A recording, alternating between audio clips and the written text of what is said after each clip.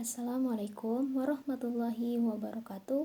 Perkenalkan, nama saya Nanda Oktaviani Dwika Maharani dengan NIM A1J1 18010. Saya merupakan anggota kelompok 1 Anatomi dan Fisiologi Manusia. Video ini merupakan tugas praktikum Anatomi dan Fisiologi Manusia yang diampu oleh dosen Bapak Mustamin Balumbi, SPD MSI. Pada video kali ini, saya akan menjelaskan tentang sistem sirkulasi. Langsung saja, pembuluh darah adalah bagian dari sistem peredaran darah. Pembuluh darah merupakan jaringan elastis membawa darah yang dipompa dari ventrikel kiri jantung ke seluruh tubuh, kemudian mengembalikannya lagi ke dalam jantung. Darah tersebut mengandung oksigen yang diikat oleh hemoglobin atau Hb di dalam darah. Di dalam darah juga terdapat protein dan glukosa, yang mana komponen tersebut dibutuhkan oleh jaringan dan sel. Fungsi utama sistem ini adalah menyalurkan darah yang mengandung oksigen ke sel dan jaringan, dan mengembalikan darah vena ke paru-paru untuk pertukaran gas oksigen dengan karbon dioksida. Pembuluh darah juga berfungsi untuk membawa sel darah putih ketika terjadi infeksi untuk mekanisme penyembuhan. Sel darah putih tersebut yang merupakan imunitas tubuh seseorang akan melawan kuman ataupun benda asing yang masuk ke dalam tubuh.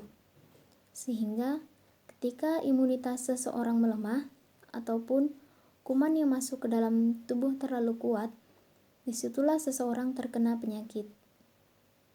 Sistem pembuluh darah pada manusia terdiri dari arteri, vena, dan kapiler. Pertama, pembuluh arteri. Dinding aorta dan arteri besar mengandung banyak jaringan penting dan sebagian otot polos.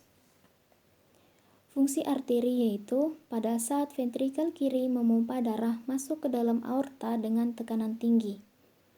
Dorongan darah secara mendadak ini merenggang dinding arteri yang elastis tersebut. Pada saat ventrikel beristirahat, maka dinding yang elastis tersebut kembali pada keadaan semula dengan memompa darah ke depan ke seluruh sistem sirkulasi. Di daerah perifer, cabang-cabang arteri berproliferasi dan terbagi lagi menjadi pembuluh darah kecil. Pembuluh darah arteri terdiri atas lapisan-lapisan. Pertama, tunika intima adalah bagian yang terdalam dari pembuluh darah yang terdiri atas selapis sel endotel yang membatasi permukaan dalam pembuluh. Selanjutnya, tunika media adalah lapisan tengah yang terdiri dari serat otot polos yang tersusun melingkar. Dan yang selanjutnya, tunika adventitia atau lapisan terluar terdiri atas jaringan ikat kolagen dan elastis, terutama kolagen tipe 1. Selanjutnya, pembuluh vena adalah saluran yang berdinding relatif tipis dan berfungsi menyalurkan darah dari jaringan kapiler melalui sistem vena masuk ke atrium kanan.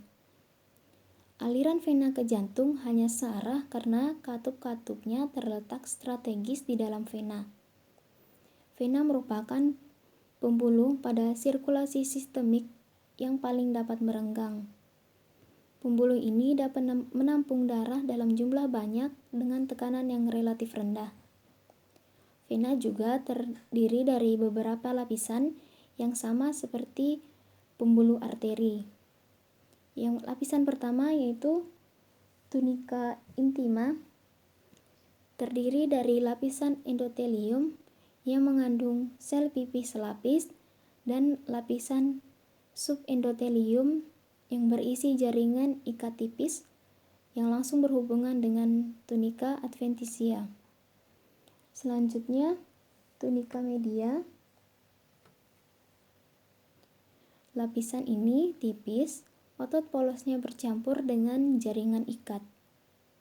Selanjutnya, tunica adventitia adalah lapisan paling tebal pada vena. Lapisan ini juga lapisan yang paling berkembang. Jaringan ikat longgar pada serat kolagen yang membentuk berkas-berkas longitudinal. Sel fibroblast tampak di antaranya. Sel-sel otot polos juga sering tampak. Selanjutnya, pembuluh darah kapiler memiliki dinding tipis yang terdiri dari lapisan sel endotel. Nutrisi dan metabolik berdifusi dari daerah berkonsentrasi tinggi menuju daerah berkonsentrasi rendah melalui membran yang tipis dan semi permeabel ini. Dengan demikian, oksigen dan nutrisi akan meninggalkan pembekuan darah dan masuk ke dalam ruang interstisial dan sel. Pergerakan cairan antara pembuluh darah dan ruang interstisial bergantung pada keseimbangan relatif antara tekanan hidrostatik dan osmotik jaringan kapiler. Demikian video dari saya tentang sistem sirkulasi yang merupakan tugas praktikum anatomi dan fisiologi manusia. Semoga dapat bermanfaat bagi kita semua. Akhir kata, wassalamualaikum warahmatullahi wabarakatuh.